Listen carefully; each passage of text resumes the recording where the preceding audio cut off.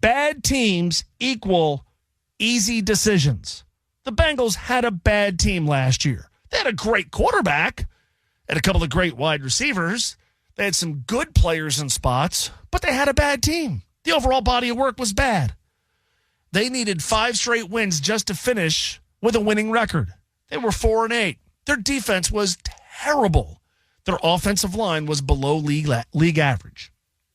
Bad teams equal easy decisions. The decision about what to do with T. Higgins and Jamar Chase is easy. The decision about what to do with Trey Hendrickson, I will admit, is not as easy, but relatively speaking, easy. Bad teams do not give front office execs or even fans that many difficult decisions. Over the last decade plus, the Reds have mostly been terrible. Hopefully they're not terrible this year. And if they're not, and they continue to be even better than not terrible, and actually get to a place where they're contending on a consistent basis, guess what they're going to have? Even in a non-salary capped league, some really tough decisions to make. Really tough decisions about, boy, do I trade away this player before he hits free agency? Do I sign this guy long-term? Do I maybe overpay him? They're going to have some tough decisions to make. In recent years, not that many. Not that many tough decisions. You don't have a lot of tough decisions when you don't have really good players. Reds, for the better part of the last, I'll say 30 years if you want, but really since 2013, how many really, really, really good players have they had? I mean, really good players.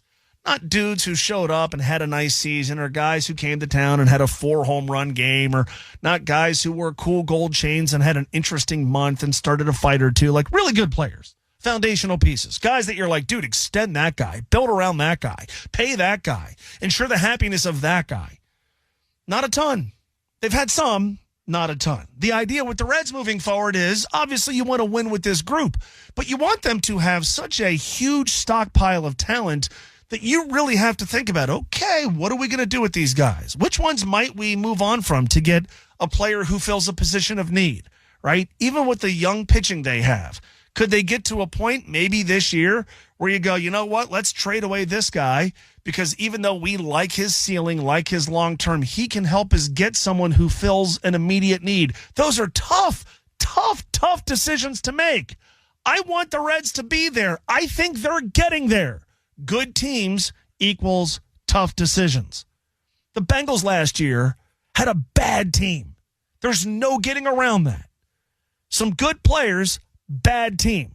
Because the team was bad and they don't have enough good players, it's a no-brainer. Pay the handful of good players you have. I'm not talking about rookies who are not close to getting extended, who you're not close to having to make decisions about. I'm talking about the players they drafted in 21 and 22.